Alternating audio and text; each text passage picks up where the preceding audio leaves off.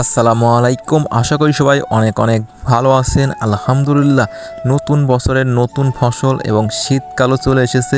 এদিকে হালকা পাতলা কিছু কুয়াশা পড়তেছে, এরই মধ্যে আমাদের নতুন ফসল ধান কাটার কাজও শুরু হয়ে গেছে।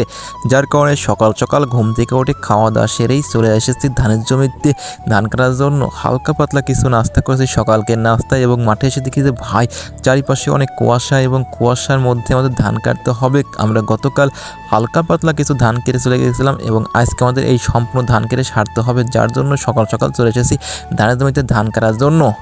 তবে আরেকটা কথা হচ্ছে, আমি যখন মাঠে এসেছি তখন দেখি মাঠে অন্য কোনো লোক আসে নাই, শুধু আমি একাই চলে এসেছি।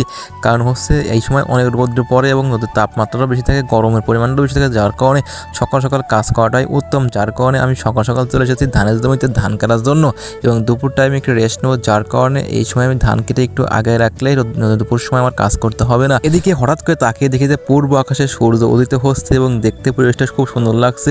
হালকা পাতলা কিছু কুয়াশা পড়তেছে, এবং এর মধ্যে সূর্য উদয় হচ্ছে।